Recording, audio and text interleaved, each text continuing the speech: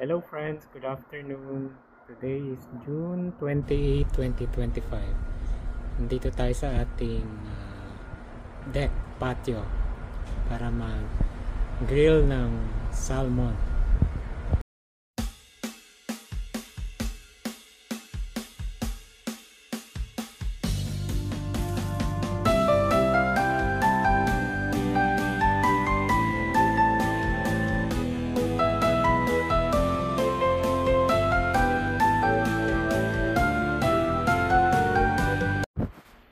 It's quite a sunny and nice day today.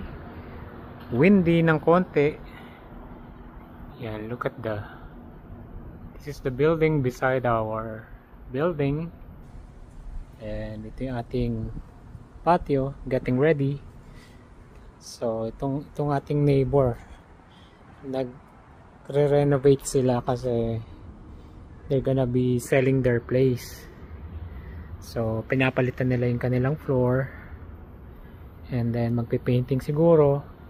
So, yeah, if you're interested, if you're here in Vancouver, British Columbia, Richmond, you might want to check it out once it's posted. Ang current assessed value nito sa government is $661,000. So, pag pinarenovate niya yan, tataas pa yan para maibenta niya na mas maganda. Maganda kasi this is across the mall. And very accessible, you know, like kagaya sa amin. So dito nag-trim na tayo ng konti ng mga roses. And ang dami na ulit na nag-aabang na lumabas. Ayan, no? They're getting ready to shoot more flowers. Dito rin. Yeah. So let's do a short tour before tayo mag-grill ng salmon. Yeah, so ito yung side na ito yung unit namin. This is the bedroom number 2. Ayun yung entrance here, and then ito yung main bedroom. So ito yung office side. So ito, andito yung mga aming mga boxes. Oh, yung ating tawag dito, I forgot his name. Lapit na siya mag-bloom. Nagbo-bloom to around August eh. Yan, ito yung mga other boxes natin. Nandiyan yung ating mga tools, tsaka yung mga camping gear natin. Mga chairs, mga umbrellas, and other tools. Yan, ito yung pinakamatanda na namin tanim, more than 3 years na. Yan, so right over here, as you can see, malaki pa, di ba? And we have exclusive use of over here, no? Dito sa area na to. Tas yun yung access from the maintenance. Yan. So meron door doon sa loob nito. I don't know if you can see it, but meron door doon coming from the hallway. Yan, banda ron. Malabo lang. So, ito siya. Yeah. Actually, sir, there's a lot of potential. I'm thinking about, adding more plants. Yan. Tapos yung itong mga ilaw na to sa taas, kami lang nagkabit niya ni baby. I think last year or 2 years ago. Yan. So, that's just a short tour of the property. Maganda. Yan. So, what do we have here? We have here our Napoleon grill, gas portable grill. Yan, so meron tayo dito Napoleon. Ito yung ating cedar plank na binabad natin for about 3 hours, although ang recommended is only 1 hour. Binabad natin sa water. We pre-soaked it. Yan, and then dyan natin ngayon, actually nilagyan ko to ng konting lemon para magkaroon ng konting flavor. Diyan natin ngayon i-grill yung ating salmon. Salt and pepper lang and olive oil. Yeah. And so na far off na natin yung ating grill.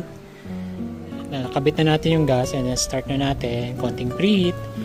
And then ang gagawin natin dito sa cedar plank, sabi niya, recommended niya, easy season both sides.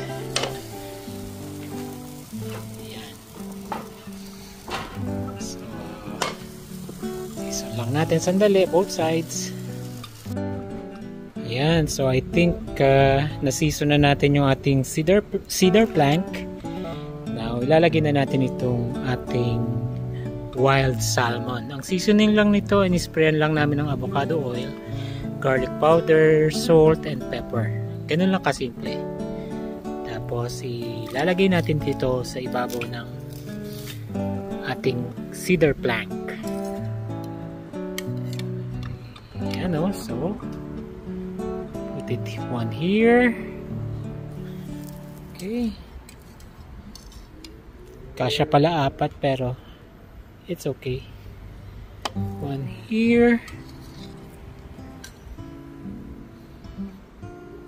And one here. So, ayan, and then we will wait. We will cover, put on the lid, and see what happens. So, ayan. So, kamusta po kayo? I hope you guys are doing okay. Medyo mahangin ngayon. Pero, ganyan lang ang lifestyle dito sa Canada. Simple lang. People today are probably in the beaches or in the parks doing barbecue, grilling something, just hanging out. Pero kami ni baby dito lang muna kami sa house. So in the meantime, magluluto tayo nitong ating shredded cauliflower. Cauliflower po ito from Costco. And usually bumibili kami ni baby yung organic na, yung prepared na para madali. So yeah, maglalagay lang tayo ng butter dito sa pan. Lagyan natin itong cauliflower shredded, and then itong mga seasoning natin, pepper, garlic, and salt. Samantala si baby nanda sa aming patio, nagsazap ng mga insects.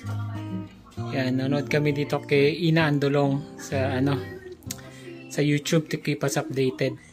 Ayan si baby, oh. So, ayan siya, no? Mausok. So, sara lang natin to keep it cooking. I think this is ready. No? Lumabas na yung kanyang albumin, tsaka medyo nagmamanti-mantika na siya. So, we can now transfer this inside, no? So, lalagay lang natin itong, isa-serve natin to with the cedar plank. Yan. So, hopefully, na-infuse siya ng smoky flavor. Ayan. Looks good, diba? Pati presentation. And then, i-off na natin tong ating grill. Ano lang, kasimple, friends.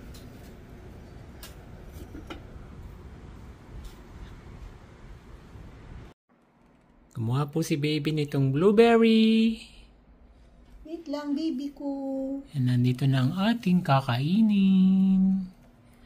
Ayan, blueberry ano to? With kefir milk? Oo, kefir. Ano pa? Ano pang kasama dyan? Blueberry, strawberry, tawag dito? Spinach? Blackberry. Blackberry. Yeah, organic blackberry, no? Oo, natin organic. So, yan. Yan po ang kinakain ng taong you know. Pero, this is keto. Keto. This is keto. Tsaka cauliflower rice. And then, cauliflower. This is not rice, but it's called cauliflower rice. In cauliflower talaga. Yeah, cauliflower Lahat, to. hindi siya matamis. Wala siyang sugar, Okay. baby. Natural lahat yan. Okay, so, kain na po tayo. God bless. Sarap siya, guys. Friends, meron siyang wood smoke flavor. So, yung iba nilalagyan pa to ng maple syrup. Ay, hindi. Pero hindi na kasi, you know, when you burn sugar, it turns into something else. And it becomes very unhealthy. Kain na po tayo.